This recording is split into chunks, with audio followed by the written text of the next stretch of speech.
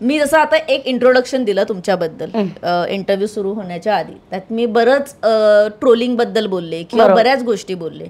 हे तुम्हीही वाचता, हे ट्रोलिंग तुमच्याबद्दल होतच राहतं. म्हणजे तुमचा प्रत्येक सोशल मीडियावरचा फोटो हा ट्रोल होण्यासाठीच टाकला जातो की काय असं वाटतं. बरोबर.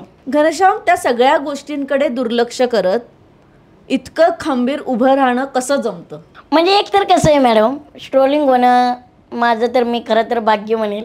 कारण आज माणसाला आहे ना, प्रत्येकाच्या आयुष्यामध्ये प्रत्येकाला वेळ नाही आणि लोक माझ्या आयुष्यामध्ये एवढं तंतोतंत बघतायत की घनश्याम उठल्यापासून काय करतोय, घनश्याम काय नाही करत.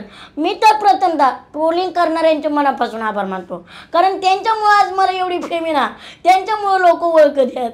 आणि ते जर नसते तर घनश्यामला अर्थ काय राहिला असता, घनश्यामच्या लाईफला अर्थ काय.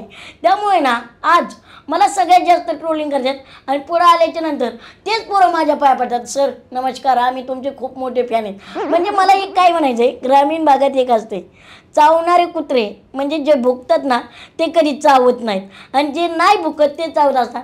ट्रोलिंग करणं म्हणजे कोण आहे, ही जे बेरोजगार संख्या आहे ना आमच्या भावांची, ज्यांना रोजगार नाही, आई बापाच्या जीवा बॅलन्स मारतायत, तेच बॅलन्सला मागेल, संध्याकाळी त्यांना घरात इज्जत नाही, ते ट्रोलिंग करतायत. आता मला सांगा, मी असेल बाकीची इतर व्यक्ती असेल, जो तो आपापल्या कामात बिझी, तो का ट्रोलिंग करेल? त्याला काय घेणं देणं आहे बाई? तू तुझी लाईफ जगतोय, मी माझी लाईफ. पण मी तर भाग्य म्हणतो की ट्रोलिंग केलं पाहिजे. माझं एक स्पष्ट मत आहे, ज्या दिवशी लोक मला ट्रोलिंग करणं थांबवतील ना, त्या दिवशी मी मार्केटमध्ये नसेल. जोपर्यंत ते ट्रोलिंग करतील तोपर्यंत मी मार्केटमध्ये असेल. म्हणून भावांनो, चांगली जरी पोस्ट असली तरी ट्रोलिंग करत जा. आज सगळ्यात जास्त मला ट्रोलिंग होतं मार्केटमध्ये आणि सगळ्यात जास्त कामं मला आहेत सगळ्यात जास्त. अगदीच अगदी या अभिमानाने गोष्ट सांगतो, बाकी कोणी बोलत नाही.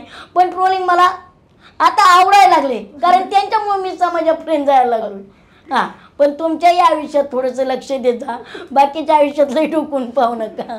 पण अगदीच, पण इतका कॉन्फिडन्स असणं ही खूप चांगली गोष्ट आहे. पण कुठेतरी मनाच्या एका कोपऱ्यात असं थोडंसं वाईट वाटतं की अरे का माझ्यासोबतच का, असं होतं कधीतरी? नाही, अजिबात वाईट वाटत नाही. हा, एखाद्या जर चांगला असेल, म्हणजे ज्याला रोजगार आहे, ज्याला खरंच खंत वाटते की घनश्यामने असं नाही वागलं पाहिजे, तर त्याच्याबद्दल वाईट वाटतं ना. हा व्यक्ती आपल्याला का बोलला असेल, हा व्यक्ती का बोलला असेल. पण माझ्याकडे जे मला बोलतात ना ते सगळे बेरोजगार आहेत. हां, सगळे जे आता माझे कमेंट सेक्शन बघा, ज्यांना गावात कोणी ओळखत नाही, ज्यांना त्यांच्या घरात ओळखत नाही, ते मला कमेंट करतायत. कधी कधी असे निगेटिव्ह पॉझिटिव्ह करतायत. पण मार्केटमध्ये राहायचं म्हणलं तर यांना भेलो तर आपण आपलं मार्केटमध्ये राहू शकत नाही. आणि आपल्याला माहिती आहे आपण आपलं स्वतःचं अस्तित्व काय केलं आहे काय नाही. त्यामुळं मी यांना विचार करत नाही आणि यांना गिनतही नाही. चला बुकणी दो. मराठी चित्रपटसृष्टीमधील latest update, original web series, shows, गाणी आणि एंटरटेनमेंटसाठी आमच्या चॅनलला सबस्क्राईब करा आणि बेल आयकॉन दाबायला विसरू नका.